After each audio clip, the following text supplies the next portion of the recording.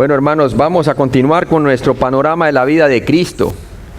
Y después del nacimiento del Mesías, cuando llegan los pastores y adoran, ¿verdad? Y la hueste angelical se les aparece a ellos y traen la buena noticia a María. Después vimos también de que Jesús es presentado en el templo, siguiendo el rito de la circuncisión para cumplir la ley ritual, ¿verdad? 8 días después de su nacimiento. Después usted ve que aparece Jesús en su casa y alrededor casi de 2 años es cuando los magos visitan ¿qué? Vienen del oriente y preguntan por el rey Jesucristo que ha nacido, ¿verdad? El rey de los judíos ha nacido. Y ahí es cuando Herodes manda matar a todos los menores de 2 años al ver de que los reyes del oriente, después de alabarlo al Señor, avisados por Dios, cogieron por otro lado y no volvieron a darle el reporte a Herodes, ¿verdad? Y Herodes de rabia manda matar a todos los menores de 2 años, ¿cierto? Ese es el día de los inocentes, el verdadero día de los inocentes, hermano. Fue una matanza terrible, ¿sí? Y luego de eso, lo que vemos de acuerdo a la cronología es el bautismo de Juan. Ya Jesús a esta edad tendría ya 30 años cuando empezó su ministerio, de acuerdo a la ley judía. Era la mayoría de edad que una persona podía ejercer su ministerio, ¿sí?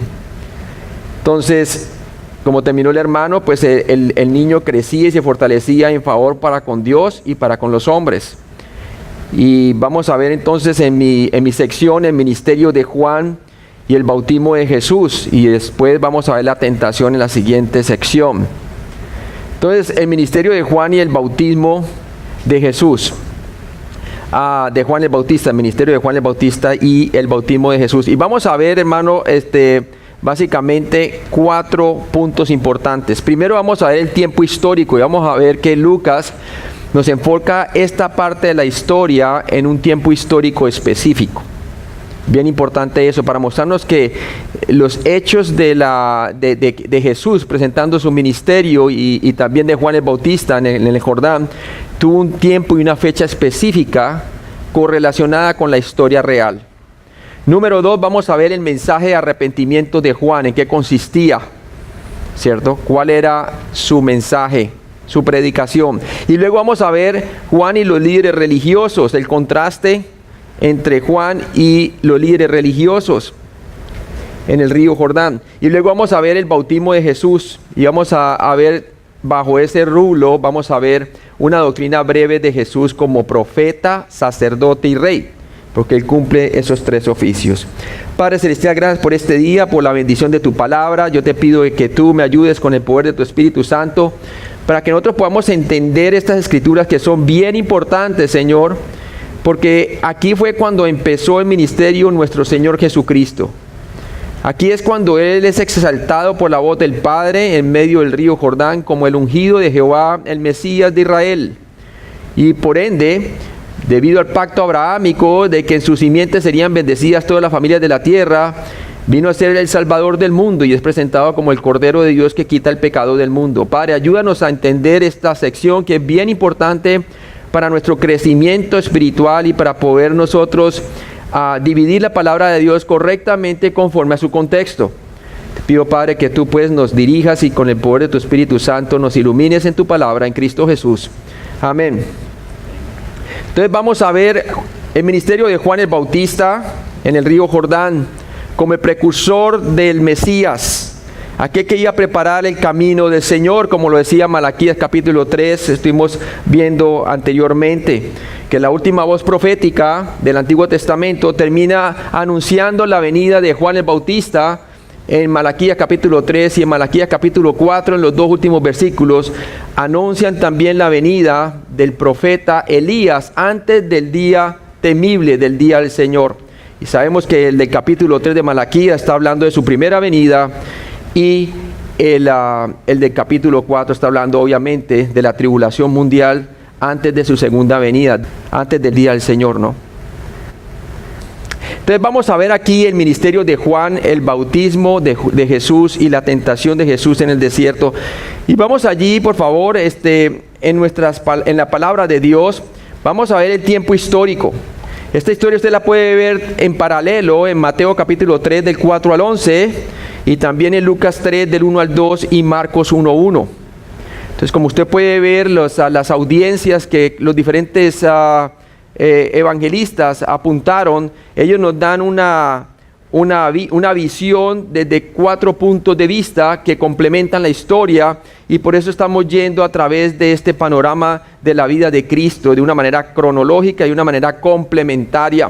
Nunca hay contradicción en los evangelios. Entonces vamos a ver primero el tiempo histórico, en donde Lucas hace énfasis de que este cumplimiento vino cuando realmente estaban sucediendo acontecimientos en la tierra, y nos va a decir bajo qué imperio estaban y quién eran los gobernantes específicos en ese tiempo. Y vamos allí entonces al tiempo histórico. Y cuando hablamos del tiempo histórico, en Lucas 3 del 1 al 2, vamos a ver entonces que esto va a responder a la pregunta de cuándo vino a suceder estos acontecimientos. ¿Cuándo es que vino entonces Juan el Bautista a aparecer en la escena para proclamar su mensaje? Y vamos a ver en Lucas 3 del 1 al 2, leemos así: en el año 15 del imperio de Tiberio César, siendo gobernador de Judea, Poncio ¿qué? Pilato, y Herodes, tetrarca de Galilea, y su hermano Felipe, tetrarca de Iturea, y de la provincia de Traconite, y Lisanías, tetrarca de ¿qué? De Ibilinia.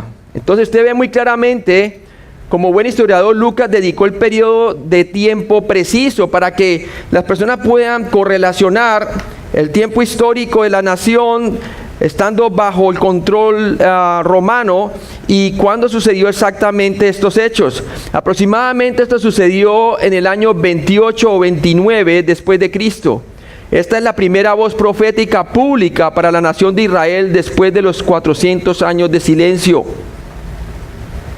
Y decimos voz profética pública porque aquí es por primera vez el profeta hablando a la nación por fuera del contexto del templo, por fuera del contexto de un pesebre, o por fuera del contexto de la casa donde fueron los magos, o fuera del contexto del templo judío, ¿verdad? Aquí está hablando abiertamente al pueblo de Israel. Entonces vemos a Lucas 3:1a, Tiberio gobernó el imperio romano del 14 después de Cristo al 37 después de Cristo. Lucas 3:1b nos dice que Poncio Pilato era gobernador de Judea del 26 después de Cristo al 36 después de Cristo. Lucas 3:1c nos dice que Herodes Antipas gobernó Galilea desde el año 4 antes de Cristo al 39 después de Cristo. Lucas 3:1d, Felipe presidió como gobernador de Iturea y Traconite en el lado este del Jordán, del 4 antes de Cristo al 34 después de Cristo. Tetrarca era un título romano para gobernador.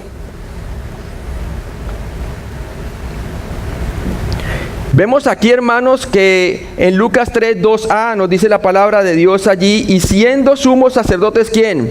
Anás y Caifás, vino palabra de Dios a Juan, hijo de Zacarías, ¿en dónde? En el desierto. Anás era el sumo sacerdote del 6 después de Cristo al 15 después de Cristo, cuando Roma lo depuso. Lucas 3:2b, el yerno de Anás, Caifás, fue el sumo sacerdote del 18 después de Cristo al 36 después de Cristo. Lucas 3:2c, el mensaje profético de Juan el Bautista era ¿de dónde? De Dios. Era de Dios su mensaje. Y aquí vemos por qué Lucas menciona todos estos nombres. Lucas nombra a 7 diferentes hombres, incluyendo a un emperador romano, un gobernador, 3 tetrarcas, que los cuales eran gobernantes sobre una cuarta parte de un área o zona, y 2 sumos sacerdotes para la palabra de Dios, Pero la palabra de Dios, ¿qué pasa? No fue enviada a ninguno de estos gobernantes, ni romanos ni judíos, ¿verdad? Sino a un humilde profeta judío, Juan el Bautista. Juan el Bautista. Ya vimos que a lo despreciado de este mundo escogió Dios para avergonzar lo que es, ¿verdad? Como dice Corintios, 1 Corintios. Ahora veamos lo que dice Marcos 1.1, porque esto nos complementa la historia. Marcos 1.1 nos habla un pequeño dato. No nos habla mucho porque acuérdense que Marcos está enfocado a una audiencia romana. Y los romanos realmente no conocían el Antiguo Testamento. Usted casi no tiene citas del Antiguo Testamento. Marcos tiene muy pocas citas del Antiguo Testamento por esa razón.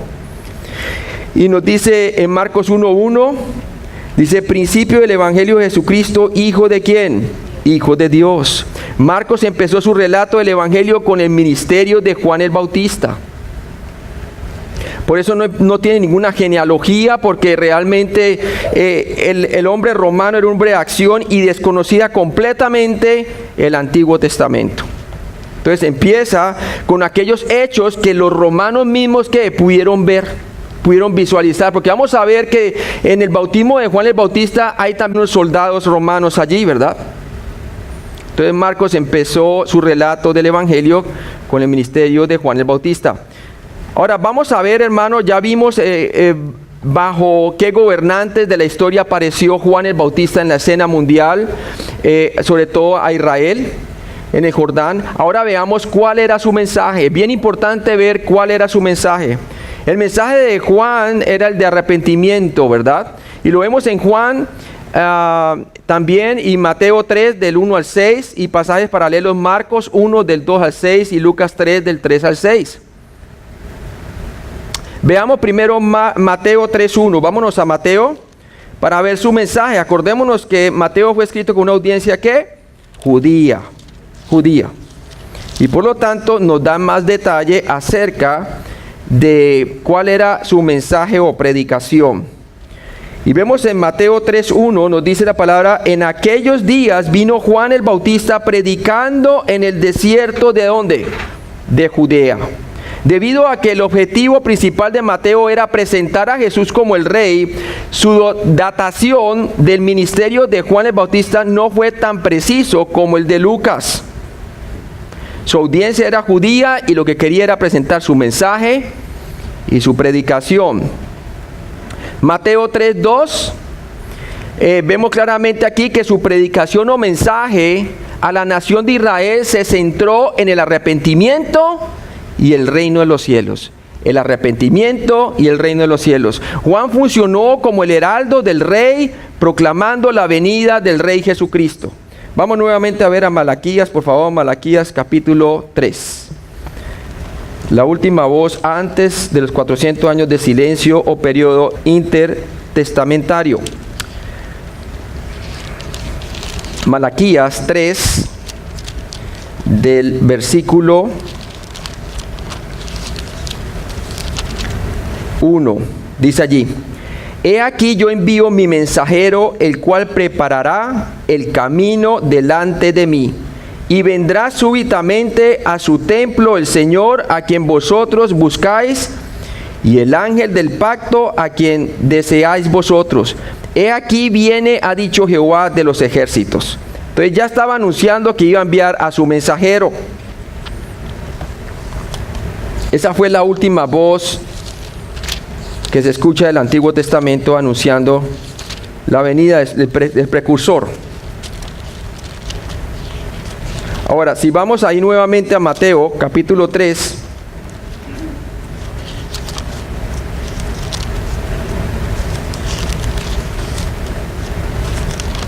nos dice la palabra de Dios diciendo, el versículo 2, arrepentidos porque el reino de los cielos, ¿qué?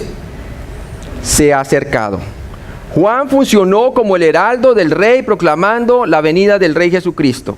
Las personas debían de cambiar su pensamiento y poner su fe en quién era Jesucristo y su obra que iba a hacer. Jesucristo era el Mesías prometido, según la simiente davídica. Mateo 3:2a, Juan anunció un acontecimiento, un evento, la venida del reino, La palabra griega metanoeo indicaba la actitud mental necesitada para preparar el camino para la venida del Rey. El arrepentimiento implica un cambio de pensamiento, por lo tanto Juan llamó al pueblo a un cambio de mentalidad con respecto al reino de los cielos, el cual se había ¿qué? Acercado. Veamos qué tipo de cambio de pensamiento él esperaba del pueblo. Y vamos allí por favor a Hechos capítulo 19, versículo 4. Dijo Pablo: Juan bautizó con bautismo de arrepentimiento, diciendo al pueblo que creyesen en aquel que vendría después de él, esto es, en Jesús, ¿qué? El Cristo. Las personas tenían que cambiar su manera de pensar, no poner más su fe en lo que eran las figuras y las representaciones del templo, porque ya el Cordero de Dios que quita el pecado del mundo ya se ha presentado ¿por quién? Por Juan el Bautista. Ellos deben poner su fe en el cumplimiento profético. La palabra hebrea shub, volver, fue usada de una manera similar para indicar una nueva orientación en actitud o creencia o un cambio total de perspectiva. Por eso la palabra de Dios nos dice allí claramente en Mateo, como vimos en Mateo 3:2,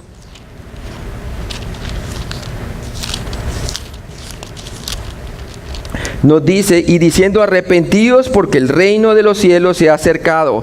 El Rey está aquí, el reino de los cielos está a la mano, está disponible para ustedes.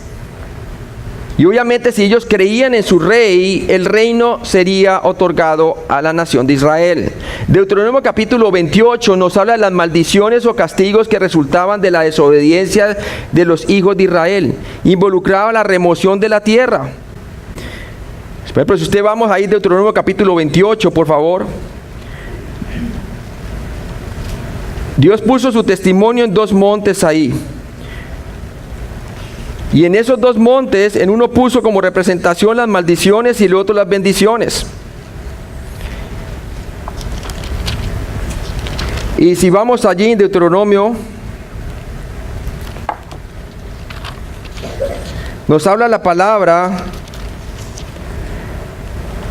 En el versículo 1 dice: acontecerá que si oyeres atentamente la voz de Jehová tu Dios para guardar y poner por obra todos sus mandamientos que yo te prescribo hoy, también Jehová tu Dios te exaltará sobre todas las naciones de la tierra. O sea que si ellos por la fe obedecían los mandamientos del Señor, entonces Dios los iba a bendecir y exaltaría a Israel por encima de todas las naciones de la tierra. Ellos serían la luz que traería el conocimiento del Dios verdadero hacia las naciones gentiles. Y vendrán sobre ti todas estas bendiciones y te alcanzarán si oyeres la voz de Jehová tu Dios. Bendito serás tú y en la ciudad, y bendito tú en el campo. Bendito el fruto de tu vientre, el fruto de tu tierra, el fruto de tus bestias, la cría de tus vacas y los rebaños y tus ovejas. Bendito serás tu canasta en tu arteza de amasar. Bendito serás en tu entrar, bendito en tu salir. Jehová derrotará a tus enemigos que se levantaren contra ti. Por un camino saldrán contra ti y por 7 caminos subirán delante de ti. Jehová te enviará su bendición sobre sus graneros y sobre todos aquellos en que pusieres tu mano, y te bendecirá en la tierra que Jehová tu Dios te da. O sea que todas las bendiciones, y entre esas que serían nación cabeza en vez de ser cola, serían exaltados, serían benditos en la tierra. Esto no aplica de nada para la iglesia, para la edad de la iglesia. Y muchos utilizan el evangelio de la prosperidad para aplicar esto a la iglesia. Estas son bendiciones totalmente terrenales en la tierra, condicionadas ¿a qué? A la obediencia de Israel por medio de la fe en su palabra. Pero ¿qué pasa? La palabra de Dios también nos dice a partir del versículo 14, miren lo que dice: y si no te apartares de todas las palabras que yo te mando hoy, ni a diestra ni siniestra, para ir tras dioses ajenos y servirles, pero acontecerá, si no oyeres la voz de Jehová tu Dios, para procurar cumplir todos los mandamientos y sus estatutos que yo te intimo hoy, que vendrán sobre ti todas estas maldiciones y te alcanzarán. O sea que si ellos no se apartaban en la adoración de dioses ajenos para servirle en lugares altos y todo eso, y guardaban realmente los mandamientos del Señor por medio de la fe, Dios los iba a prosperar. Entonces usted ve las bendiciones del versículo 1 hasta el versículo 14, pero el versículo 15 en adelante ve usted las maldiciones. Dice allí en el versículo 16, maldito serás tú en la ciudad y maldito en el campo, maldita tu canasta y tu arteza de amasar, maldito el fruto de tu vientre, el fruto de tu tierra, la cría de tus vacas y los rebaños de tus ovejas, maldito serás en tu entrar, maldito en tu salir. Y Jehová enviará contra ti la maldición, quebranto y asombro y todo cuanto pusieres mano e hicieres, hasta que sea destruido y perezca pronto a causa de la maldad de tus obras, por las cuales me habrás dejado. Jehová traerá sobre ti mortandad hasta que te consuma de la tierra a la cual entras para tomar posesión de ella. Jehová te herirá de tisis, de fiebre, de inflamación y de ardor, con sequía, con calamidad repentina y con añublo, y te perseguirán hasta que perezcas. Y los cielos que están sobre tu cabeza serán de bronce, y la tierra que está debajo de ti será de hierro. Quiere decir, no les va a llover y no van a prosperar sus cultivos. Dará Jehová por lluvia a tu tierra polvo y ceniza de los cielos. Descenderá sobre ti hasta que perezca. O sea, no permitirá más lluvia. Jehová te entregará derrotado delante de tus enemigos. Por un camino saldrás contra ellos, y por 7 caminos huirás delante de ellos, y serás vejado por todos los reinos de la tierra. Quiere decir, serían dispersos. Y tus cadáveres servirán de comida a toda ave del cielo y fiera de la tierra, y no habrá quien los espante. Jehová te herirá con la úlcera de Egipto, con tumores, con sarna y con comezón de que no pueda ser curado. Entonces usted ve muy claramente que si ellos no obedecían, ellos no serían nación cabeza, sino cola, y serían esparcidos. Y eso sucedió con la deportación a Babilonia, ¿se acuerdan? Pues comenzaron a adorar los lugares altos y se apartaron de Jehová, fueron deportados. Deuteronomio capítulo 30, del 1 al 5, por otro lado, nos habla de la promesa de que Dios los iba a restaurar. ¿Sí? Deuteronomio capítulo 30. Y estoy resumiendo solamente las bendiciones y las maldiciones porque abarcan bastante, también del capítulo 28 y 29. Ahora miren lo que dice Deuteronomio capítulo 30, del 1 al 5. Sucederá que cuando hubieren venido sobre ti todas estas cosas, la bendición y la maldición. ¿Cuándo vinieron las bendiciones a ellos? Por un tiempo, temporalmente. Con Josué, con Caleb y los menores de ¿qué? De 20 años. ¿Acuerda que entraron? Las bendiciones las alcanzaron por un tiempo, hermanos. ¿Sí? Pero después, ¿qué pasó? Comenzaron a caer las maldiciones. Y cada una de las bendiciones los alcanzaron también cuando el reino estaba unido, ¿cierto? Pero después de la muerte de ¿quién? De Salomón, y se dividió el reino.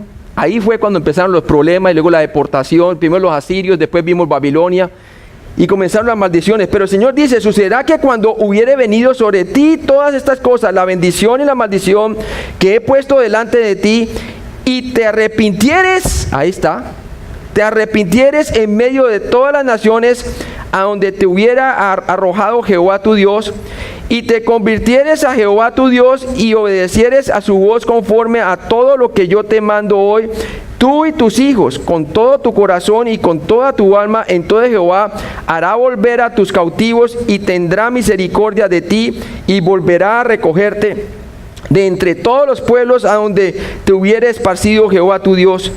Aun cuando tus desterrados estuvieran en las partes más lejanas que hay debajo del cielo, de allí te recogerá Jehová tu Dios y de allí te tomará. Y te hará volver Jehová tu Dios a la tierra que heredaron tus padres, y será tuya, y te hará bien y te multiplicará más que a sus padres. ¿Y eso cuándo va a ocurrir, hermano? En el reino milenial, cuando toda Israel invoque el nombre del Señor siendo ya salva. ¿Sí? Porque van a ver desde Sión que vendrá su libertador, y entonces pondrá en ellos espíritu de suplicación, ¿verdad? Y vemos claramente que va a haber una Israel obediente y por lo tanto con el nuevo pacto van a ser obedientes al Señor y todas estas promesas le van a venir a ellos. Pero únicamente hasta que aprendan a decir, bendito el que viene en el nombre del Señor. Sí. Jesús dijo que escondería su rostro cuando rechazaron a Él como Mesías, hasta que aprendan a decir, bendito el que viene en el nombre del Señor, hasta que haya un Israel creyente, ¿cierto? Entonces vemos muy claramente que Deuteronomio capítulo 30, el 1:5, ni la restauración de la bendición ni el reino podría venir a Israel hasta que cambiara su mente o pensamiento acerca de muchas cosas indignas y se volvieran con fe a Dios, el resultado del arrepentimiento, ¿cierto? Hasta que se arrepintieran de las obras muertas, ¿sí? Y pusieran su fe en el Dios vivo. Marcos 1:4, vamos por favor allí. Marcos 1:4. El Evangelio de Marcos también nos habla algo al respecto de Juan el Bautista.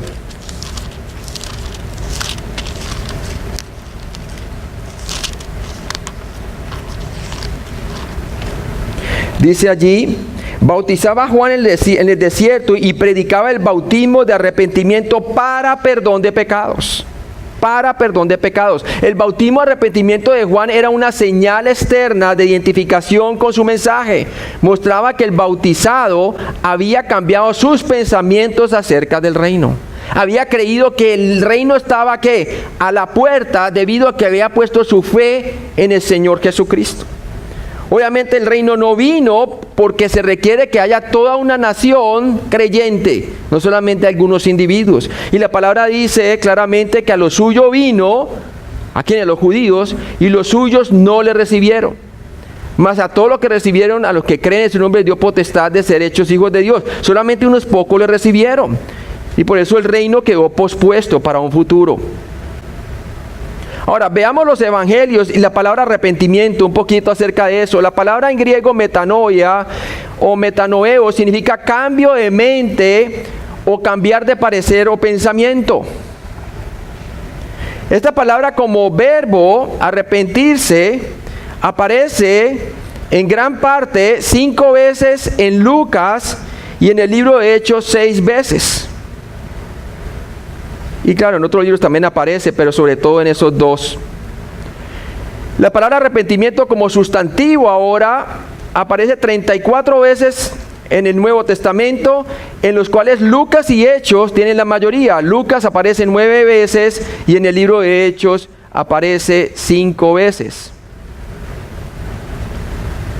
Ahora, el mensaje de arrepentimiento de Juan involucraba un cambio de confiar en los méritos propios ante Dios a confiar en el Mesías para el perdón de pecados. El pueblo tenía que cambiar de pensamiento para recibir por medio de la fe en el Mesías el perdón de pecados. Tenemos que tener en cuenta, hermano, que la Biblia nunca nos habla a nosotros de arrepentimiento de pecados. Nos habla de arrepentimiento para perdón de pecados. La preposición para es muy diferente de la preposición de, ¿cierto? Cuando usted le dice a una persona arrepiéntate de sus pecados, la persona está pensando en que tiene que hacer algo. Pero cuando usted le dice a una persona que debe arrepentirse para el perdón de pecados, eso involucra, la preposición para involucra un resultado que por la sola fe se adquiere en Jesucristo, el perdón de pecados. He aquí el Cordero de Dios que quita el pecado del mundo. Todo aquel que ponía su fe en Jesucristo, ¿cierto?, recibía el perdón de pecados. ¿Cómo qué? Como un don gratuito de Dios. El mensaje de arrepentimiento de Jesús involucraba un cambio de mente o de pensamiento, de confiar en la justicia propia, en lo que yo puedo hacer por mis propios esfuerzos, a confiar en la salvación provista en la persona de Jesús, el Mesías. ¿Por qué? La obra que Cristo iba a hacer como Cordero de Dios que quita el pecado del mundo en la cruz es el único lugar en donde se podía hacer perfecta justicia. Y esa perfecta justicia tenía que ser efectuada para que el pecado pudiese quitarse de en medio. ¿Sí? Por eso ningún sacrificio del Antiguo Testamento podía quitar el pecado de en medio, solamente tapaba, solamente representaba lo que el Mesías iba a hacer. El único sacrificio que expió y fue propicio por nuestros pecados fue el de Jesucristo, cuando Él dijo que consumado es. Cuando Él dijo consumado es, quiere decir que ahora a todo aquel que cree en Él le es otorgado gratuitamente el perdón de pecados. Entonces Juan el Bautista predicaba el arrepentimiento para perdón de pecados. Y eso es lo que predicamos hasta hoy en día, el arrepentimiento para perdón de pecados. Mire lo que dice Hechos 2:38. El día de Pentecostés. Dice así: pero les dijo, arrepentíos o cambien de pensamiento y bautícese cada uno de vosotros en el nombre de Jesucristo para perdón de los pecados. Ahí está, para. Ese es el resultado. Y recibiréis el don del Espíritu Santo. Ellos tenían que cambiar de pensamiento en cuanto a que habían crucificado ¿a quién? Al dador de la vida, a Jesucristo el Señor, de acuerdo al contexto. Debían de creer que ese que murió en la cruz, Dios le había hecho Cristo y Rey. Él era el Rey de Israel. Pero dice, varones hermanos, ¿qué haremos? Y le dice allí claramente Pedro, ¿verdad? Arrepíntese y bautícese cada uno de vosotros en el nombre de Jesucristo para perdón de pecados. Un cambio de pensamiento es necesario para que las personas puedan recibir el perdón de pecados. Ellos tenían que cambiar de opinión o de pensamiento en cuanto a quién era el Mesías, que era exactamente aquel que ellos habían crucificado. Hechos capítulo 5, versículo 31 también nos habla de lo mismo. A este Dios ha exaltado con su diestra por príncipe y salvador, para dar a Israel arrepentimiento y ¿qué? Y perdón de pecados. Ese es el resultado de la fe por medio del arrepentimiento en Jesucristo. Ahora mire también el mensaje a la iglesia, a los gentiles, como Pablo siendo apóstol a los gentiles, en Hechos 26:18. Mire lo que dice la palabra de Dios. Dice, ¿para qué llamó Dios a Pablo, verdad? Él testificando ante Agripa, dice, para que abra sus ojos, para que se conviertan de las tinieblas a la luz y de la potestad de Satanás, ¿a quién? A Dios, para que reciban, ahí mira provisión para, por la fe que es en mí, hablando de Cristo, perdón de pecados y herencia entre los santificados. ¿Sí? Entonces claramente predicaba el arrepentimiento para perdón de pecados, debido a que el reino de los cielos se había acercado por medio del Mesías. Mateo 3:2b. Los israelitas habían sido instruidos acerca de la venida del Mesías y su reino terrenal literal. Siempre que la palabra de Dios nos habla del reino de los cielos y de los reinos de los cielos cuando vengan en un futuro, como dice la oración ejemplar, ¿verdad? A los discípulos, cuando todavía Israel no había rechazado el reino, Él les dice, ¿cómo hemos de orar, Señor? Le dice, Padre nuestro que estás en los cielos, santificado sea tu nombre, venga tu reino. Hágase tu voluntad, así como en los cielos, así en la tierra. Hermano, el reino no ha venido todavía, como algunos dicen en la teología del reemplazo. La voluntad del Padre se hace totalmente en el cielo, pero aquí en la tierra no se ve la voluntad del Padre. Aquí no se ve Jesús reinando con justicia y con vara de hierro todavía. Está es por venir en el futuro, hermano. Quedó pospuesto porque Israel rechazó al Mesías. Entonces usted ve este reino terrenal literal expuesto en 2 Samuel 7, en 11 y 12 de Isaías y Miqueas 4. Mateo 3:12. Veamos a ver qué nos dice la palabra de Dios nuevamente. Vamos a Mateo.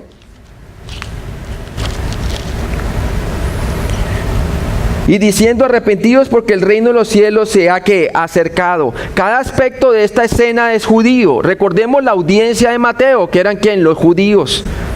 Juan el Bautista fue el precursor judío del Mesías judío, con un mensaje judío acerca del establecimiento del reino judío. Esto nos lleva a nosotros a hacer una distinción entre Israel y la iglesia.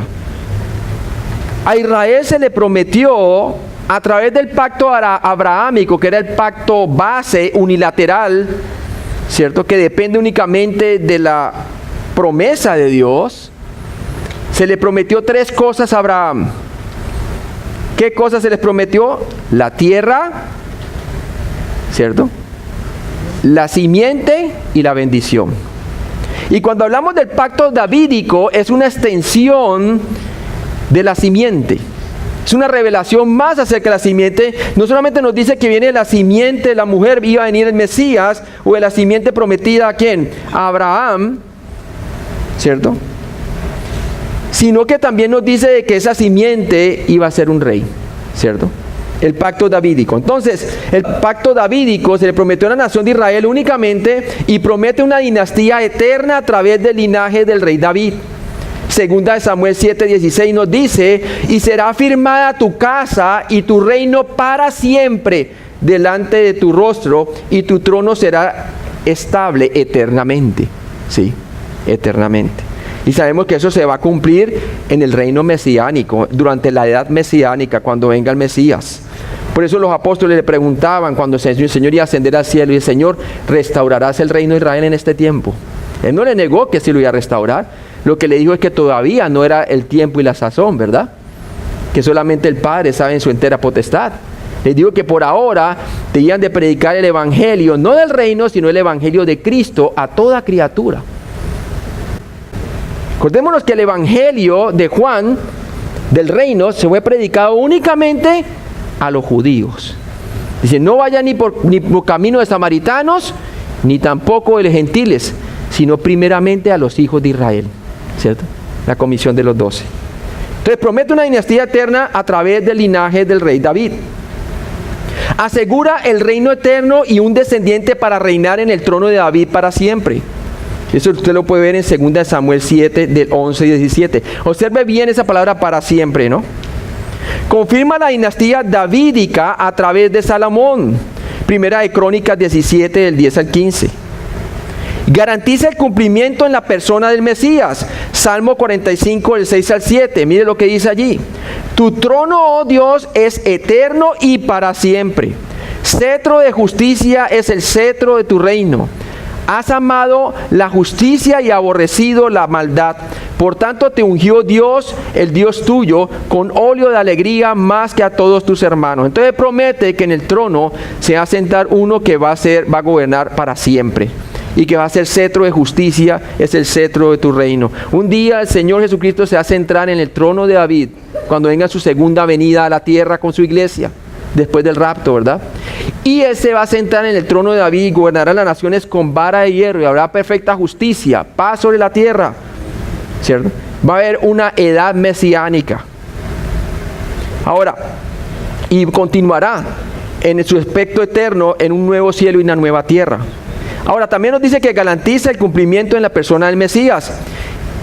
Y por último, el pacto davídico en última instancia se cumplirá en el reino mesiánico. Eso es garantizado. Mire lo que dice Jeremías 23, del 5 al 6. He aquí que vienen días, dice Jehová, en que levantaré a David renuevo justo, y reinará como rey, hablando de Cristo sobre la tierra, el cual será dichoso y hará juicio y justicia en la tierra. En sus días será salvo Judá, e Israel habitará confiado.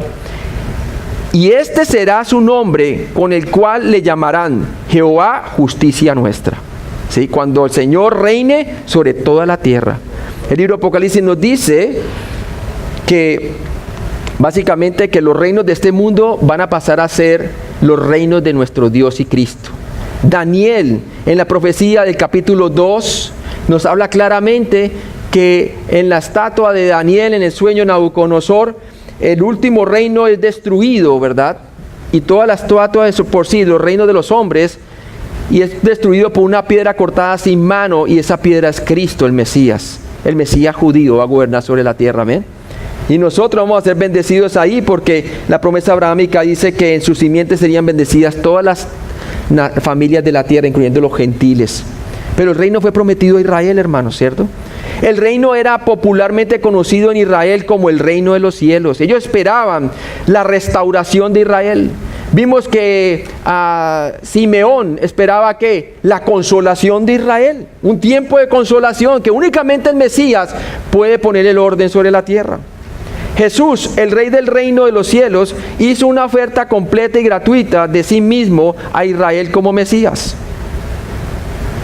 La falta de arrepentimiento de la nación de Israel, su cambio de actitud mental frente a su verdadera bancarrota espiritual, su autojustificación, sus actividades religiosas muertas y su necesidad de un Salvador impidió la llegada del reino de los cielos anunciada por Juan el Bautista. Como dice Romanos capítulo 9, que no les aprovechó porque no les fue acompañado por fe. ¿Sí? No creyeron en el Mesías. Su corazón fue endurecido. Y desde entonces el Mesías escondería su rostro hasta que aprendan a decir bendito el que viene en el nombre del Señor. Mateo 3:3, ¿qué nos dice la palabra? Dice, pues este es aquel de quien habló el profeta Isaías, cuando dijo, voz de que clama en el desierto, preparar el camino del Señor, enderezar ¿qué? Sus sendas. Este es otro profeta que nos habla de quién, del precursor del Mesías que iba a ser Juan el Bautista. Todos los 4 escritores de los evangelios relacionan el ministerio de Juan a Isaías 43. Y de ahí es donde viene esa profecía, como se cumplió en su primera venida. Isaías, 700 años desde Cristo, escribió esta profecía. Mateo 3:4 nos dice la palabra: y Juan estaba vestido de pelo de camello y tenía un cinto de cuero alrededor de sus lomos, y su comida era langosta y miel silvestre. La extraña vestimenta de Juan el Bautista y la dieta fueron señales visibles de su separación de la falsa religión del judaísmo. Juan desafió a Israel a cambiar su mente o pensamiento de la mera actividad religiosa al Mesías. Mateo 3, del 5 al 6. Y salía a él Jerusalén y toda Judea y toda la provincia de alrededor del Jordán, y eran bautizados por él en el Jordán, confesando ¿qué? Sus pecados. Una vez creían en él, cambiando de pensamiento, comenzaban a confesar sus pecados, bautizándose. Muchos en toda la tierra de Israel vinieron a escuchar a Juan el Bautista y se identificaron con su mensaje. Juan y los líderes religiosos, ahora veamos esto, ¿verdad? Ya vimos en qué tiempo sucedió, cuál era el mensaje de Juan el Bautista, era el arrepentimiento para perdón de pecados y el reino de los cielos, ¿verdad? Ahora veamos la reacción, los líderes religiosos y Juan. Mateo 3, del 7 al 12, usted encuentra la historia, también en Marcos 1, del 7 al 8, y Lucas 3, del 7 al 18. Vamos a Mateo 3, 7. Al ver él que muchos de los fariseos y de los saduceos venían a su bautismo, les decía: generación de víboras, ¿quién os enseñó a huir de la ira venidera? El mensaje de Juan el Bautista atrajo a diferentes personas, incluyendo a los líderes religiosos, pues toda esta cantidad de gente venían, ¿verdad? Y muchos eran bautizados. Y cuando se bautizaban, quería decir que ellos testificaban públicamente de que el testimonio y el mensaje de Juan era verdadero, que el Mesías estaba a punto de ¿qué? De aparecer. Juan reconoció el rechazo de su mensaje por parte de los líderes religiosos y los llamó generación de víboras porque estaban envenenando a Israel con sus mentiras. Aquellos que ponían su fe en el Mesías verdadero, ya comenzaban a ver ellos que lo que estaban haciendo los fariseos y los escribas y los saduceos no era realmente el mismo mensaje que predicaba Juan. Mateo 3, 7b. ¿Por qué? Porque el mensaje de Juan el Bautista traía esperanza, traía restauración y cumplimiento de la promesa de Dios. Mientras el mensaje de los fariseos y los saduceos y los escribas, ese era un mensaje que iba conforme a tradiciones de hombres, como por obras de la ley, ¿cierto? En donde las personas no veían ninguna esperanza para sus almas, se sentían despreciados. Entonces Juan el Bautista sarcásticamente les preguntó: ¿quién nos enseñó a huir de la ira venidera? Ya que pensaban que agradaban a Dios, es decir, que no estaban bajo la ira de Dios debido a que eran descendientes de Abraham. Ellos pensaban que el reino de los cielos se heredaba por medio de carne y de sangre, de voluntad de varón, y no de Dios. Pensaba que dependía de ellos y de una estricta obediencia a la ley mosaica, como si pudieran cumplirla, ¿verdad? Tremendo. Y fuera de eso le añadían tradiciones de hombres que ponían a las personas a hacerlas como si fueran palabra de Dios. Invalidaban la palabra de Dios agregándole ¿qué? Tradiciones de hombres. Mateo 3:8, ¿qué nos dice la palabra? Dice, haced pues frutos dignos de arrepentimiento. Juan les dijo a los fariseos, el ser descendientes de Abraham no les hace rectos delante de Dios.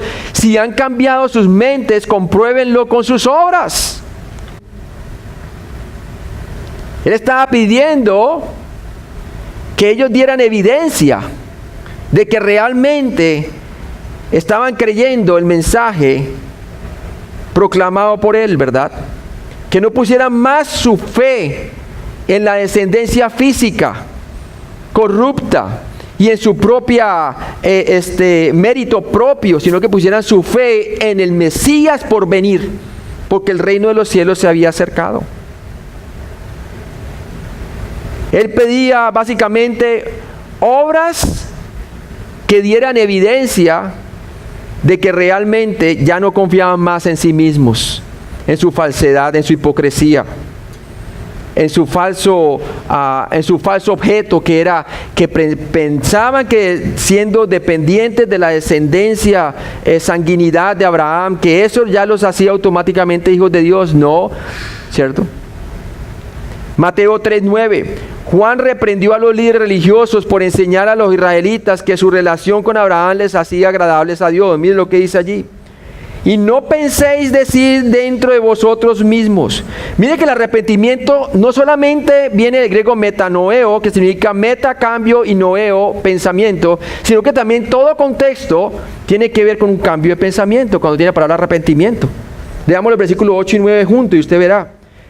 Haced pues frutos dignos de arrepentimiento y no penséis decir dentro de vosotros mismos, Abraham tenemos por padre, porque yo os digo que Dios puede levantar hijos de Abraham aún de estas piedras. Ellos estaban poniendo su confianza en sí mismos, en su descendencia abrahámica, física, y no en el Mesías por venir. Y obviamente ningún fruto se vería en ellos a no ser que cambiaran de ¿qué? De pensamiento.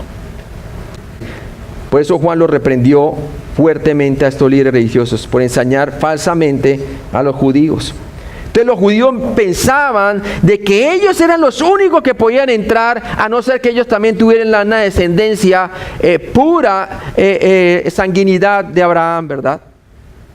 Mateo 3:9a. Los israelitas creían que el ser descendientes de Abraham garantizaba que ellos serían parte del reino eterno de Dios. Como le pasó a Nicodemo, ¿verdad? Él pensaba que lo que es nacido de carne, carne es. Quiere decir que esa es la manera como una persona entraba al reino de Dios. A través de un nacimiento físico de una madre física judía que tenía sanguinidad junto con su padre. ¿De quién? De Abraham. ¿Y eso era ya? ¿No? Eso era para ser salvos. Mateo 3:9b. Juan sarcásticamente indicó que el ser hijos de Abraham no tenía mérito alguno para la salvación. Necesitaban nacer de nuevo, como le pasó a Nicodemo, espiritualmente hablando. Mateo 3:10 nos dice, y ya también el hacha está puesta a la raíz de los árboles, por tanto todo árbol que no da buen fruto es cortado y echado en el fuego. Juan explicó que el juicio divino debe preceder el establecimiento del reino. Ellos estaban pensando de que obviamente si ellos creían en el Mesías como nació, el reino vendría inmediatamente. El reino vendría inmediatamente, pero no fue así. Entonces, por eso decía que el hacha estaba lista, puesta a la raíz de los árboles, por tanto todo árbol que no da buen fruto es cortado y echado al fuego. Isaías 13, vamos ahí, Isaías 13, del 6 al 19.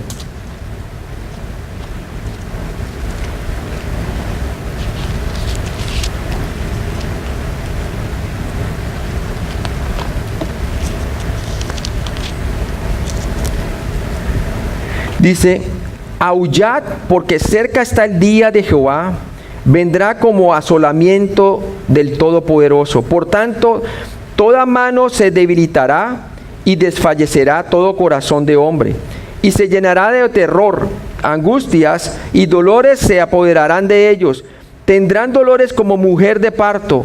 Se asombrará cada cual al mirar a su compañero. Sus rostros de llamas. Dice el versículo 9. He aquí el día de Jehová viene, terrible y de indignación y ardor de ira, para convertir la tierra en soledad y raer de ella, ¿qué? A sus pecadores. Y así se lo puede leer sucesivamente hasta llegar al versículo 19. También Daniel 7, también nos lo habla. Vamos allí, Daniel 7. En el libro de Daniel, capítulo 7.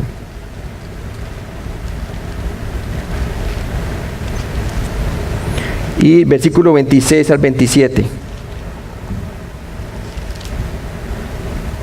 Pero se sentará el juez y le quitarán su dominio para que sea destruido y arruinado hasta el fin, y que el reino y el dominio y la majestad de los reinos debajo de todo el cielo sea dado ¿qué? Al pueblo de los santos del Altísimo. ¿A quién? A Israel, al Israel creyente, cuyo reino es reino eterno, y todos los dominios le servirán y obedecerán. Y dice claramente, hermanos, que todo, ¿qué? Dice allí que el reino es el reino eterno y todos los dominios le servirán y obedecerán. Entonces, obviamente, únicamente los creyentes entrarían en el reino. Mateo 3, del 11 al 12. Vamos allí. Yo a la verdad os bautizo con agua para arrepentimiento, pero el que viene tras mí, cuyo calzado yo no soy digno de llevar, es más poderoso que yo. Él os bautizará en Espíritu Santo y fuego. Juan humildemente reconoció que el ministerio del Mesías era mucho más grande que el de su propio ministerio. Él era el único que podía transformar el corazón de las personas por medio de un nuevo nacimiento espiritual. Entonces, el ministerio de Juan involucraba el bautizar por inmersión personas en agua. Mateo 3:11b, la señal del ministerio del Mesías incluía también el bautismo del Espíritu Santo y el bautismo de fuego profetizado en el Antiguo Testamento. Ezequiel 36, vamos por favor. Ezequiel capítulo 36, versículos 25 al 27.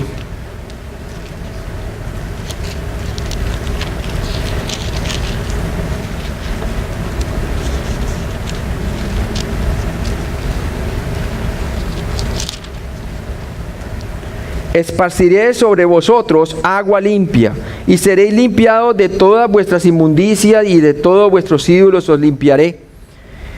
Os daré corazón nuevo y pondré espíritu nuevo dentro de vosotros, y quitaré de vuestra carne el corazón de piedra y os daré un corazón de carne, hablando del nuevo pacto. Y dice el versículo 27, y pondré dentro de vosotros mi espíritu y haré que andéis en mis estatutos y guardéis mis preceptos y los pongáis por obra. Joel 2 del 28 al 29. Vamos allí. Profeta Joel 2 del 28 al 29. Y después de esto derramaré mi espíritu sobre toda carne, y profetizarán vuestros hijos y vuestras hijas, vuestros ancianos soñarán sueños y vuestros hijos verán visiones. Y también sobre los siervos y sobre las siervas derramaré ¿qué? Mi espíritu en aquellos ¿qué? Días, dice el Señor. Y obviamente está hablando al final de la tribulación mundial, hermanos, donde toda carne será salva de la nación de Israel, nacional. El día de Pentecostés solamente 3,000 fueron salvos, hermano. Mateo 3:12 nos dice, su aventador está en su mano y limpiará su era y recogerá su trigo en el granero y quemará la paja en fuego que nunca se apagará. ¿Nunca qué? Se apagará. El bautismo de fuego es el juicio que purificará la tierra con el fin de comenzar el reino con los creyentes solamente. Usted lo puede ver en 2 Tesalonicenses capítulo 1, el 7 al 9, y Apocalipsis 19, que habla de la segunda venida de Cristo sobre la tierra, del versículo 11 al 21, al final de la tribulación mundial. El Señor va a purificar y únicamente los creyentes entrarán, ¿sí? La iglesia que viene del cielo entrará con cuerpo glorificado. Los creyentes judíos que perseveren hasta el fin de la tribulación serán salvos físicamente para entrar en el reino. Mateo capítulo 24. Y también van a resucitar todos los del Antiguo Testamento, entrarán en el reino, los que fueron salvos, y también resucitarán todos aquellos mártires de la tribulación mundial para entrar en el reino. Entonces claramente muestra que Él limpiará la era y ningún incrédulo entrará. Ahora, sí nacerán hijos que todavía no son creyentes. De los creyentes que entren al milenio, sí. Y van a tener que tomar una decisión durante el milenio, sí. ¿Verdad? Entonces, vemos los ministerios de salvación del Espíritu Santo. ¿Cuáles son? El primero es de convencer de pecado. El segundo es de regenerar. Cuando convencer está en Juan 16, de 7 al 11, que convence de pecado, de justicia y de juicio. De pecado porque no creen en mí. De justicia porque Él ya hizo una obra que puede justificar a todo aquel que pone su fe en Jesucristo, el Evangelio, muriendo por nuestros pecados, resucitó entre los muertos y ascendió al cielo. Y de juicio porque si el rey de este mundo ya fue juzgado en la cruz, ¿cuánto más, cierto? Los que no creen en Cristo serán juzgados también en el lago de fuego, ¿verdad? El segundo ministerio no solamente es de convencer de pecado para que podamos ser salvos o para acusarnos de incredulidad, sino el de regenerar. Tito 3:5 nos dice claramente que por su misericordia hemos sido regenerados, ¿verdad? Por el Espíritu Santo. Otro ministerio es el de morar. 1 Corintios 3:16. Él mora en el corazón de los creyentes. Da testimonio a nuestro espíritu de que somos hijos de Dios. También sellar. Efesios 1, del 13 al 14. Una vez escuchamos el Evangelio de nuestra salvación y creemos en Él, somos sellados con el Espíritu Santo de la promesa. Otro ministerio del Espíritu Santo es bautizar. 1 Corintios 12:13. Todos hemos sido bautizados con un mismo espíritu en un solo cuerpo, hablando de la iglesia. Y el de repartir los dones espirituales, ¿cierto? 1 Corintios 12:11. El Señor repartió sus dones a como Él quiso a la iglesia para la edificación del cuerpo de Cristo. Entonces usted ve ahí más o menos 6 de los ministerios de salvación del Espíritu Santo.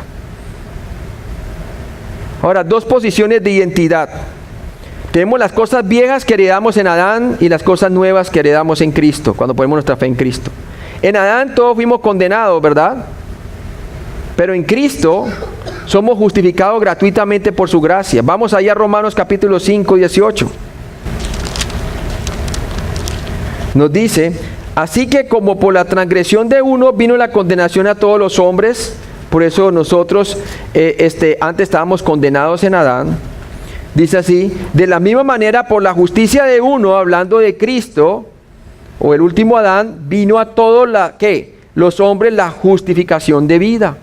Si Adán nos trajo la muerte y la condenación, en Cristo nos trajo ¿qué? La salvación y la vida eterna, hermanos. Entonces, en Romanos 5, 19a encontramos que las cosas viejas que heredamos de Adán, esta condenación, nos ha dado a nosotros justicia negativa. Éramos que injustos, igual que los demás, dice la palabra de Dios, muertos en pecado igual que los demás. Pero en Cristo Jesús tenemos que la rectitud de Cristo, tenemos la justicia de Dios. Hemos sido hechos justicia de Dios en Él, debido a su sustitución perfecta. Tenemos la justicia que Dios demanda para que nosotros podamos ir al cielo, y la justicia de nuestro Señor Jesucristo. Espiritualmente en Adán estábamos muertos, como dice Efesios 2:1, igual estábamos muertos, separados de la ciudadanía de Dios, igual que los demás. Pero ahora en Cristo estamos espiritualmente vivos, como dice Efesios 2, del 5 al 7, que Él nos dio vida cuando estábamos muertos en nuestros delitos y pecados. Y por gracia fuimos salvos, dice la palabra de Dios, no por obras para que nadie se gloríe. ¿Cómo? Por medio de la fe en Jesucristo. Ahora estamos identificados con Cristo, ya no estamos identificados con Adán. Estamos unidos con Cristo, como dice Colosenses 2, del 12 al 13. Por lo tanto, estamos identificados con Él. Esa es nuestra nueva identidad para vivir una vida de gracia. Ahora lo que eres tú, ahorita eres un hijo de Dios, como dice Gálatas 3:26. No hay razón para que tú andes como huérfano cuando eres hijo de Dios. Pero antes que viniese la fe, estábamos confinados bajo la ley, encerrados para aquella fe que iba a ser revelada. Ahora somos revelados, se ha revelado que somos hijos de Dios mediante la fe en Jesucristo. Es más, el Espíritu Santo da testimonio a nuestro espíritu de que somos hijos de Dios. Y esta es la promesa, la vida eterna, dice Jesucristo también. Ya eres un sacerdote. Primera de Pedro 2:9, vamos allí. Mas vosotros sois linaje escogido real, ¿qué? Sacerdocio, nación santa, pueblo adquirido por Dios para que anunciéis las virtudes de aquel que os llamó de las tinieblas a su luz admirable. ¿Sí? Ya eres un sacerdote. Tenemos acceso al sacerdocio de Cristo, pero ahorita nosotros representamos a Dios en la tierra ante los hombres y podemos nosotros reflejar los valores del cielo aquí en la tierra, porque somos ciudadanos del cielo, somos embajadores de Cristo. ¿Qué hace un embajador? Un embajador representa los valores de su patria, ¿verdad? Y nosotros representamos los valores del cielo aquí en la tierra. Ahora, ¿qué tenemos? Eso es lo que somos. Ahora, ¿qué es lo que tenemos? Tenemos perdón de pecados, según Efesios 1:7. Tenemos la justicia de Dios siendo imputada a nosotros gratuitamente cuando ponemos nuestra fe en Jesucristo, su muerte y resurrección. No solamente recibimos el perdón de pecados, sino la justicia de Dios para que nosotros podamos ser rectos delante de Dios posicionalmente. Y tenemos la vida eterna como regalo. Primera de Juan 5:11. Promete la vida eterna a todo aquel que cree en Cristo. Ahora veamos el bautismo de Jesús rápidamente. Mateo 3:13 al 17 y Marcos 1 del 9 al 11 y Lucas 3 del 21 al 23a. Entonces vemos allí de Nazaret y vemos que va hasta allá, hasta abajo, ¿verdad? El viaje de Jesús a Judea para ser bautizado por Juan el Bautista en el Jordán. Ve usted aquí el río Jordán actualmente, una foto. Ahí fue donde bautizó Juan el Bautista al Señor Jesucristo y también bautizaba a los que creían en Él, en Cristo, como su Mesías prometido. Mateo 3:13, vamos allí. Entonces Jesús vino de Galilea a Juan al Jordán para ser bautizado por él. Jesús vino a Juan el Bautista con el propósito de ser bautizado. Mateo 3:14. Mas Juan se le oponía diciendo: yo necesito ser bautizado por ti, ¿y tú vienes a mí?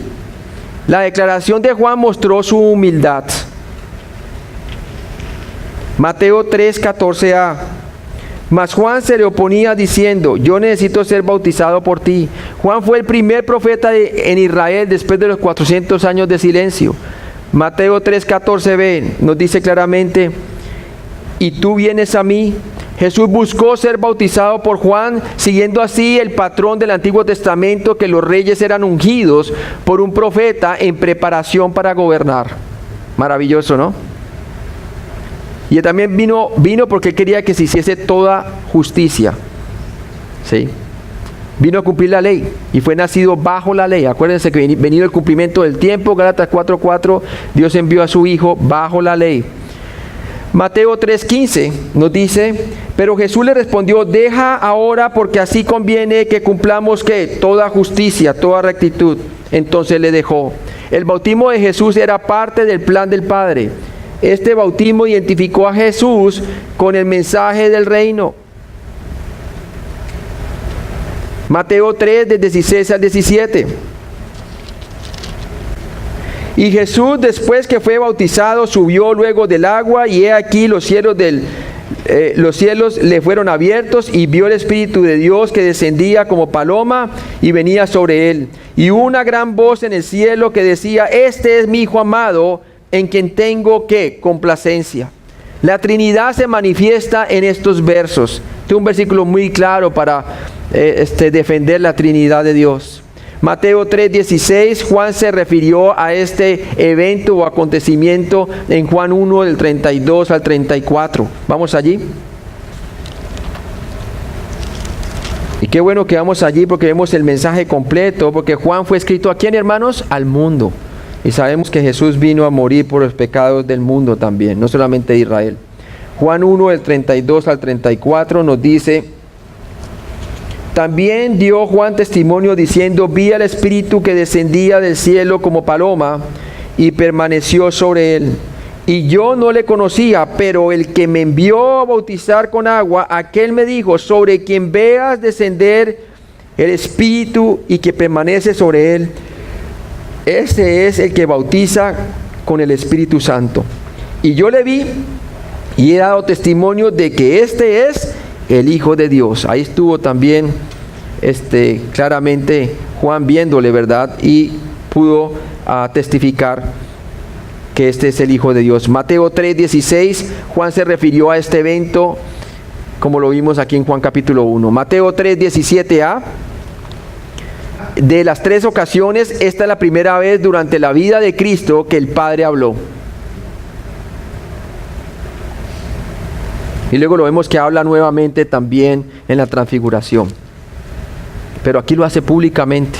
Mateo 3:17b, con las palabras: en quien tengo complacencia, el Padre verificó la rectitud o justicia de Jesús, su Hijo. Solo el Padre se complace en lo que hace el Hijo. ¿Por qué? Porque hace la obra como ningún otro hombre la puede hacer, con la perfección, la justicia y la santidad de Dios. Nosotros no podemos, hermano. No, aún nuestras buenas obras son como trapos de inmundicia delante de Él, carecen de la justicia de Dios. Finalmente vamos a ver una doctrina breve de Jesús como profeta, sacerdote y rey, en su cumplimiento, en la persona, en su primera venida. Jesús, quien reveló la verdad de Dios en Juan capítulo 1, del 16 al 18, fue el profeta mayor y cumplió Deuteronomio capítulo 18, 15, ¿verdad? ¿Se acuerda que estábamos hablando? Vamos allí a Juan capítulo 1, cuando el verbo se hizo carne. Vamos a ir rápidamente. En Juan 1. Y vamos al versículo 16 al 18, nos dice: porque de su plenitud tomamos todos y gracia sobre gracia, pues la ley por medio de Moisés fue dada, pero la gracia y la verdad del cumplimiento vinieron por medio de Jesucristo. Y dice el versículo 18: a Dios nadie le vio jamás, el unigénito Hijo, el monogene, que está en el seno del Padre, Él le ha dado a conocer. Como dice la palabra de Dios en Deuteronomio 14, 18, 15, profeta os levantaré de vuestros hombros. Hablando de quién, de la nación de Israel, iba a venir la salvación de Israel, el Mesías prometido. Él sería el profeta prometido. Profeta con P mayúscula. Como sacerdote, Él también cumple su ministerio no solamente como profeta número 1, sino también como sacerdote. Jesús representó al hombre ante Dios. Su sacrificio en la cruz fue suficiente para todo ¿qué? Para todo pecado. Él nos representó a todo hombre ante Dios. Qué bueno. ¿Cierto? Si Él no hubiera hecho eso por nosotros, jamás tendríamos acceso a Dios, ¿sí? A la presencia de Dios. No seríamos salvos. Y no solamente Él representó a quién, no solamente representó al hombre ante Dios, sino también representó a Dios con los hombres, porque era Dios mismo, Emmanuel, Dios con nosotros, amén. Ahora, Cristo es un sacerdote según la orden de Melquisedec, como dice Hebreos 7, del 1 al 3, en donde compara su sacerdocio superior al sacerdocio levítico, que estaba hecho por débiles hombres pecadores, los cuales mediaban por el pueblo y hacían representaciones, pero nunca podían quitar el pecado en medio, porque era un sacerdocio que tenía que ser cada vez restablecido, debido a que morían porque también eran ineficaces. Todos estos sacrificios que se hacían eran ineficaces. Su sacerdocio solamente simbolizaba aquello que había de venir. Y si vamos allí a Hebreos capítulo 7, del 1 al 3, vemos esa comparación un poco allí. Dice: porque este Melquisedec, rey de Salem, sacerdote del Dios Altísimo, que salió a recibir a Abraham, que volvía de la derrota de los reyes, y le bendijo, a quien asimismo dio a Abraham los diezmos de todo, cuyo nombre significa primeramente rey de justicia, y también rey de Salem, esto es, rey de paz, sin padre, sin madre, sin genealogía, que ni tiene principio de días ni fin de vida, sino hecho semejante al Hijo de Dios. Semejante, ¿no? No era el Hijo de Dios, sino hecho semejante al Hijo de Dios. Permanece sacerdote, ¿para qué? Para siempre. En el Antiguo Testamento se utiliza el sumo sacerdocio o de Melquisedec, el cual no tenía descendencia o no tenía registro de nacimiento ni registro de difunción verificable, para mostrar el aspecto externo del sacerdocio de Cristo. Amén. Claramente. Así como no había registro de este hombre, tampoco en Jesús, porque Él es el Dios eterno, representando según la orden de Melquisedec, un sacerdocio superior, un sacerdocio que aún precedía en los tiempos de Abraham al sacerdocio levítico, porque todavía ni siquiera había salido la descendencia de Abraham, ¿cierto? El pueblo de Israel. Cristo estaba calificado para el oficio o cargo sacerdotal. Hebreos 1.3 nos lo dice. Vamos allí, Hebreos 1.3. Solo el único calificó porque era sin pecado. Y mire lo que dice 1.3. El cual, siendo el resplandor de su gloria y la imagen misma de su sustancia. Ningún sacerdocio podría decir eso, porque eran hombres pecadores, pero Jesús sí. Y quien sustenta todas las cosas con la palabra de su poder. Era Dios mismo en la persona de Cristo, creador de todas las cosas, habiendo efectuado la purificación de nuestros pecados por medio de sí mismo, cosa que ningún sacerdote podía hacer. Por eso ofrecían sacrificios, porque ellos mismos no podían sacrificar por el pueblo. Y aun si podían hacerlo, no podían quitar el pecado, porque también eran pecadores, pero Cristo sí. ¿Cierto? Por medio de sí mismo se sentó a la diestra de la majestad en las alturas, cosa que ningún sacerdote podía hacer. Cuando terminaba su oficio, todos ellos quedaban parados. ¿Por qué?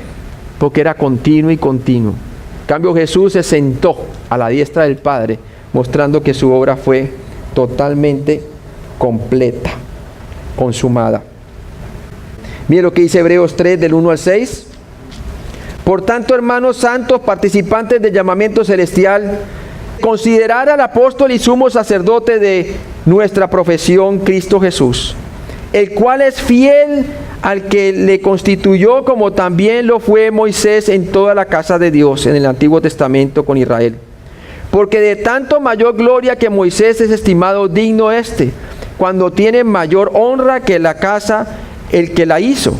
Porque toda casa es hecha por alguno, pero el que hizo todas las cosas es ¿quién? Es Dios.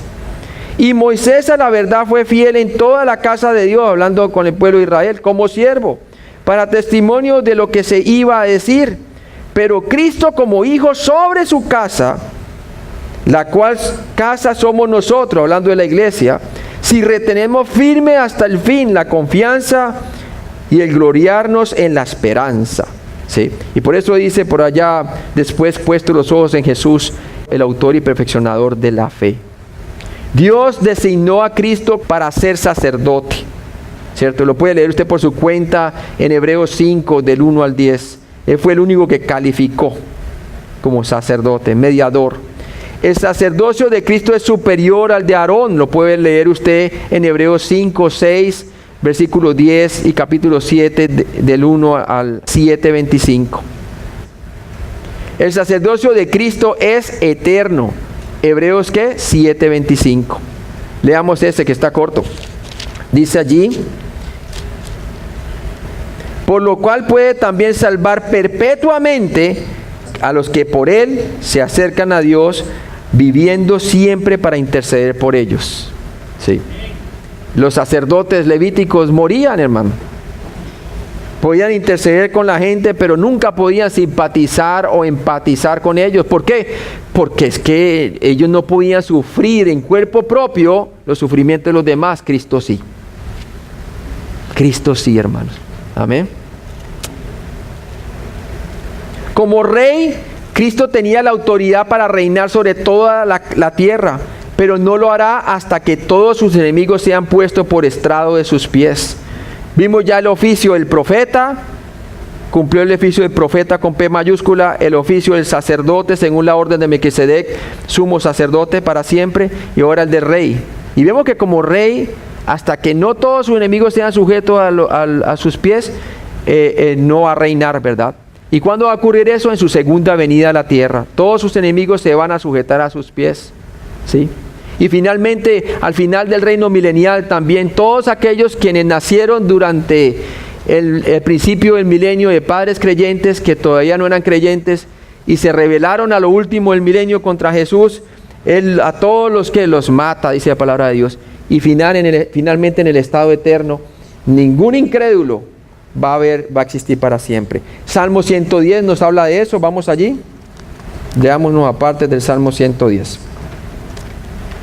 Hay muchos salmos que hablan al respecto de Jesús como Rey. Pero el Salmo 110 nos habla un poco de eso, porque es corto.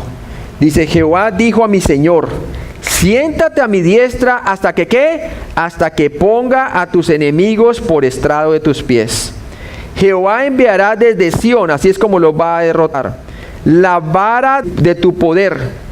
Domina en medio de tus enemigos. Tu pueblo se te ofrecerá voluntariamente en el día de tu poder. ¿Cómo? A través del nuevo pacto, hablando del pueblo de Israel. En la hermosura de la santidad, desde el seno de la aurora, tiene tú el rocío de tu juventud. Juró Jehová y no se arrepentirá o no cambiará de pensamiento. Tú eres sacerdote para siempre según la orden de Melquisedec. El Señor está a tu diestra, quebrantará a los reyes en el día de su ira. Dice allí: juzgará entre las naciones, las llenará de cadáveres, quebrantará la cabeza de muchas tierras, del arroyo beberá en el camino, por lo cual levantará la cabeza. Amén. Comentarios. El Señor Jesucristo ocupa estos tres oficios o cargos simultáneamente, haciéndolo superior a todos los que han ocupado o ocuparán alguno de ellos. En estos tres oficios, Cristo reveló a nosotros el conocimiento de Dios, logrando la reconciliación a través de la expiación en la cruz, y un día gobernará sobre toda la tierra. La palabra de Dios dice en Pedro, ¿verdad?, que nosotros somos ¿qué? Sacerdocio santo, real sacerdocio. O sea, tenemos algunas características, pero nunca como Él, ¿verdad? Aunque estaremos con nuestro cuerpo glorificado en el milenio y en el cielo también después del rapto. Entonces vemos la función sacerdotal, Hebreos 4:15, ¿qué nos dice? Hebreos 4:15.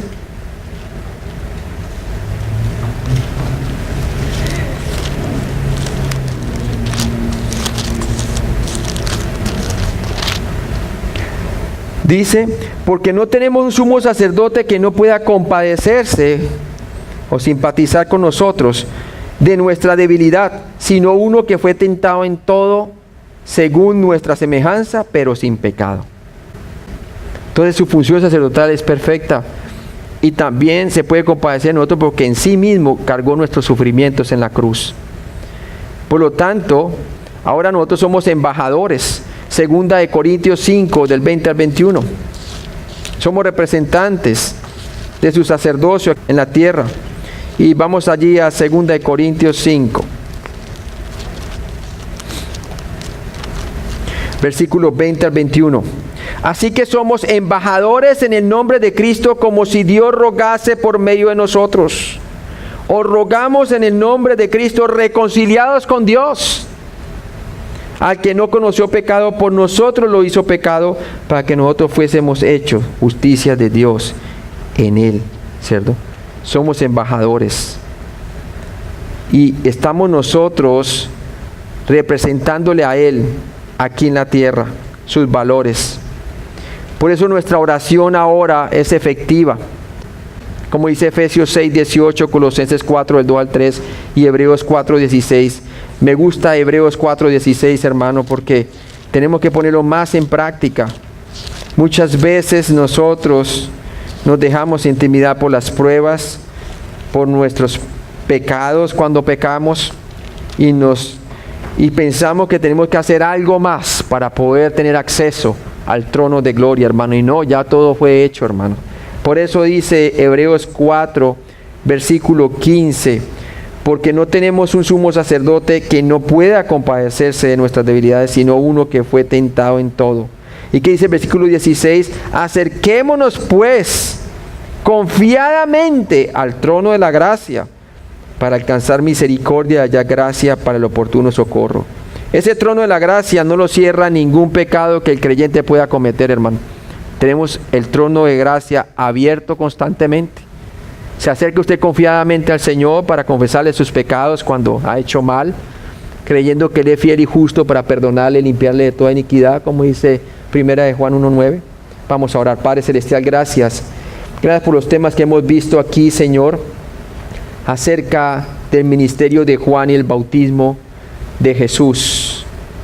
Te pido, Padre, que tú nos ayudes a hacer una distinción clara entre Israel y la iglesia, entre nuestro primer destino, que es el cielo, Señor, el evangelio de Cristo, y el evangelio del reino que fue predicado por Juan y que nuevamente será predicado durante la tribulación mundial, Señor.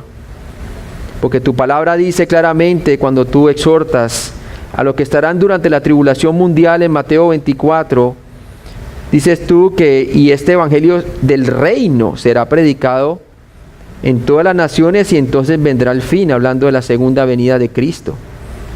Padre, gracias, Señor, porque ahora el evangelio está siendo predicado a toda criatura, Señor, y en el reino, obviamente, el evangelio de Cristo va a salvar a todos aquellos quienes creen que tú moriste por nuestros pecados y resucitó entre los muertos en el futuro, después del rapto, pero también a ellos se les va a anunciar el evangelio del reino, porque pronto Cristo está por descender con su iglesia, Señor.